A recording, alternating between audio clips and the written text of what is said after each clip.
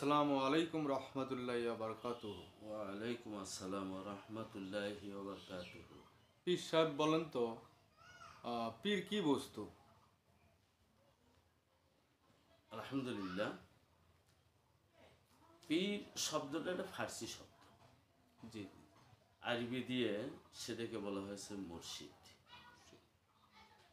বিভিন্ন ভাষায় বিভিন্ন নাম দেওয়া হয় পীর, জি যেটা অন্যত্তরে বলা হয়েছে কোরআন শরীফে অকুনুমা সদিকিন, অর্থাৎ যারা পীর মাশায়েখ হবে তারা অবশ্যই সদিকিন হতে হবে, মানে সত্যবাদীর সঙ্গে হতে হবে। সত্যবাদী হতে হবে।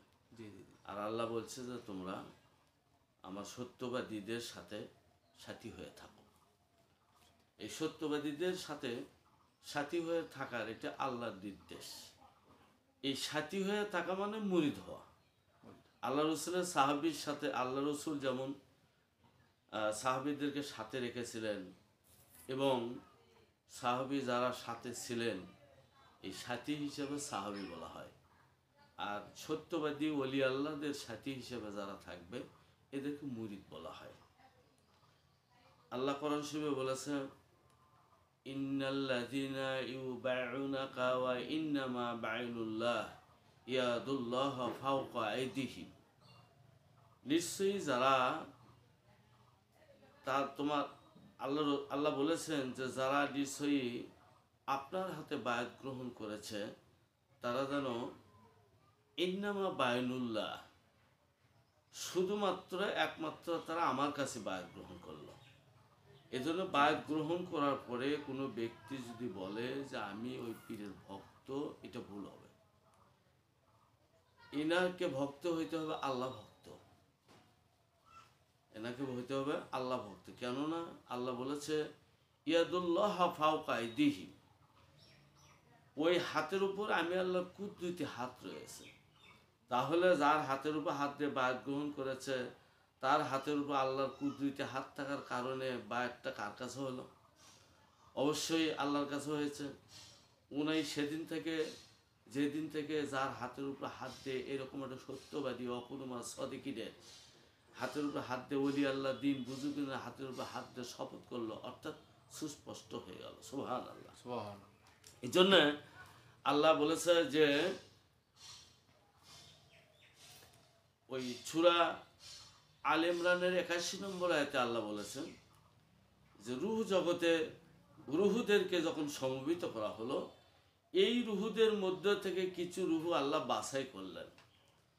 এক শ্রেণী রুহু যেগুলো পয়গম্বরদের রুহু ছিলেন, এগুলোকে আল্লাহ বাছাই করলেন। এগুলো বাছাই করার পরে ওনাদেরকে বলল যে তোমাদেরকে পৃথিবীতে অবতীর্ণ করব, পাঠায় দিব দুইটা জিনিস দিয়ে। একটা হলো কিতাব, আর একটা হলো হেকমত। হেকমত অর্থাৎ মাজেজা। এই জন্য প্রত্যেক নবী আল্লাহর কাছ থেকে দ্বীনের বিষয়গুলো, ইসলামের বিষয়গুলো নিয়ে দুনিয়াতে আসছে। ওনারা শিক্ষক হয়ে, মাস্টার হয়ে আসছে। পৃথিবীর সমস্ত লোক যদি একত্রিত হইয়া এই সাধনা করে, চেষ্টা করে, যতই কিছু করে কেন নবুয়ত্ব হাসিল করা যাবে না। এই জন্য নবীদেরকে কোনো ক্ষেত্রে কোনো কোশ্চেন কালেও কাউকে হেয় প্রতিপন্ন ছোট করে ভাবা, আমাদের মতন ভাবা, এটা নির্ঘাত একটা অন্যায় আল্লাহর এই কথা অনুযায়ী। সেই সূত্রে বলতে চাচ্ছি যে আল্লাহ পাক যখন এই নবীদেরকে এই পৃথিবীতে প্রেরণ করবে তারই 50,000 বছর আগে আরশ মহল্লায় ওনাদেরকে সমবেত করে বললেন যে তোমাদেরকে পৃথিবীতে প্রেরণ করা হবে দুইটা জিনিস দিয়ে। একটা হলো হেকমত, আরেকটা হলো কিতাব।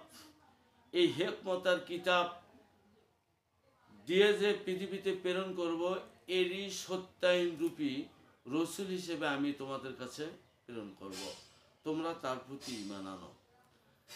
রুহুরা বলল, এই রুহু জগতে পয়গম্বরদের রুহুরা বলেছেন আমরা সেই নবীর প্রতি, আখিরাতের প্রতি আপনার নির্দেশ ক্রমা অনুসারে আমরা তার প্রতি ঈমান আনলাম, তাকে আমরা বিশ্বাস করলে মেনে নিলাম।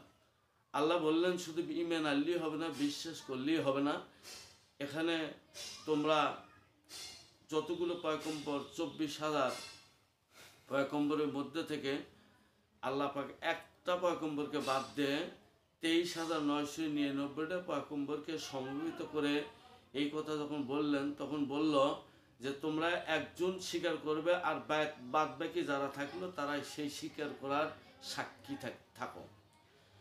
এইভাবে সব পয়গম্বরগুলো এই নবীর প্রতি ঈমান আনছে, বিশ্বাস করছে এবং একজনের প্রতি আর বাকিগুলো সবগুলো সাক্ষী ছিল। আল্লাহ বলল এটা দিয়ে হবে না, আমি আল্লাহ নিজেও তোমাদের জন্য সাক্ষী থাকলাম যে তোমরা এই পয়গম্বরদের প্রতি ঈমান এনেছ। সত্যিকারই যারা এমনি এমনি মুসলমান হতে চায়, কালমা পড়ে মুসলমান হতে চায়, এই সাক্ষী থাকার এই বিষয়টা এই ধারা প্রক্রমা অনুসারে অবশ্যই আমাকে একজন সত্যবাদী ওলি আল্লাহর হাতে হাত দিয়ে কালেমা যদি না পড়া হয় তাহলে এই আয়াতকে অস্বীকার হয়ে যাবে। এই আয়াতের যদি আপনি ব্যাখ্যা বিশ্লেষণ যদি করেন তাহলে আজ পর্যন্ত যদি এই আয়াতের ব্যাখ্যা বিশ্লেষণ স্থায়ী নিয়ন্ত্রণভাবে যদি আমি ঈমানের সাথে সম্পর্ক রাখতে চাই তাহলে অবশ্যই আমাদেরকে একজন সাক্ষী মোকাবেলায় কালমা করতে হবে, আর সে সাক্ষী হতে হবে একজন সত্যবাদী ওলি আল্লাহ অকুরমা সদিকিন। আল্লাহ পাক আমাদেরকে এই বোঝার জন্য তৌফিক দান করুক। এদেরকে বলে পীর।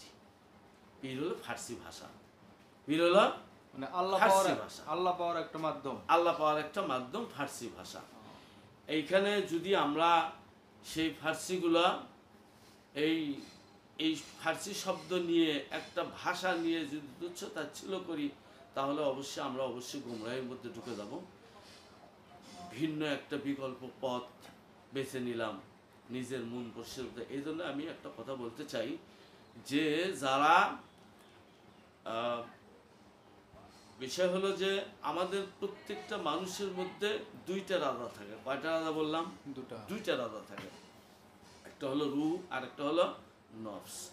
রূহ বলে তুমি আমাকে ভোট দাও, আমার পক্ষে আসো, যদি আমাকে ভোট দাও আমার পক্ষে থাকো তাহলে দুনিয়ার সব মজা তোমাকে দিব, ভালো ভালো খাওয়া দিব এবং অতি সহজে তোমাকে জাহান্নামে নিয়ে যাব।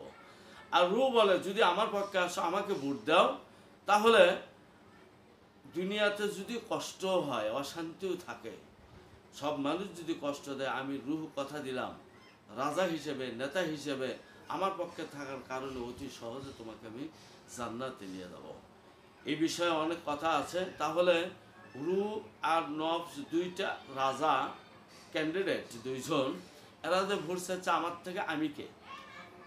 এই আমার আমিত্ব বিষয়টা যদি কোনো ব্যক্তি একজন বুজুর্গানে সত্যিবাদী ওলি আল্লাহ, যাকে পীর ভাষায় ফার্সি ভাষায় পীর বলা হয়, এনার কাছে হেফাজত রাখা হয় ঈমানটা, তাহলে অবশ্যই ওই ব্যক্তির নফসের তাবেদারি ছেড়ে দিয়ে এই নফসের রাজ্য থেকে হিজরত করে ওই ব্যক্তিটা রূহের রাজ্যে হিজরত করার সুযোগ আল্লাহ করে দেবে। আল্লাহ পাক আমাদেরকে বোঝার মতন তৌফিক দান করুন। আল্লাহুম্মা আমিন। আসসালামু আলাইকুম ওয়া রাহমাতুল্লাহি ওয়া বারাকাতুহু।